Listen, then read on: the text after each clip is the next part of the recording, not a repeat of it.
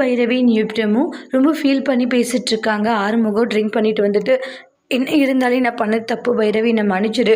நான் இப்படி பண்ணியிருக்கக்கூடாது. வாழ்க்கையை அழிச்சிட்டேன் பைரவி, என்னை மன்னிச்சிடுன்றாங்க. நான் எவ்வளோ சொல்லியுமே நான் கல்யாணத்தை நிப்பாட்டவே இல்லை. உன் கழுத்தில் தாலி கட்டிட்டேன். அது உனக்கு எவ்வளோ பெரிய கஷ்டம் வலின்னு எனக்கு நல்லாவே தெரியுதுன்றாங்க. இப்போ தான் எனக்கு எல்லா விஷயங்களுமே தெரிய வந்தது. என்னை மன்னிச்சிடு. என்னால் உன்னுடைய லைஃப் இப்படி ஸ்பாயில் ஆகும்ன்ட்டு கொஞ்சம் கூட நினச்சே பார்க்கல. மனசுக்கு ஒரு மாதிரி சங்கட்டமாக தான் இருக்குன்றாங்க. என்னை மன்னிச்சிடு. காலில் விழுந்துடுறாங்க. என்ன பண்ணிக்கிட்டு இருக்க? காலில் எதுக்காக விழுற? எந்திரி. இல்லை, நான் பண்ணது ரொம்ப பெரிய தப்பு தான். இது காலில் தான் விழுந்தாகணுன்றாங்க. ஏன்னா தீராத வலி தீராத காயம் இது அப்படின்ற மாதிரி சொல்கிறாங்க. அதெல்லாம் ஒன்றும் இல்லை சரியா? நீ ரொம்ப இதை பற்றி யோசிச்சுட்டு இருக்காதுன்றாங்க. பைரவி காலில் விழுந்து என்னை மன்னிச்சிட்டேன்னு சொல்லி, ஏன்னா நான் பண்ணது மிகப்பெரிய தப்பு. உன்னோட லைஃப்பில் எவ்வளோ பெரிய கஷ்டத்தை கொடுத்துருக்கான்னு எனக்கு மட்டும்தான் தெரியும். கொஞ்சமாச்சும் பொறுமையாக இருந்திருக்கணும். அவசரப்பட்டு உன் கழுத்தில் இந்த தாலி கட்டினது நான் அதை பண்ண மிகப்பெரிய தப்பு. நான் நினச்சி ரொம்ப கவலைப்பட்டுக்கிட்டு இருக்கேன் பைரவின்றாங்க.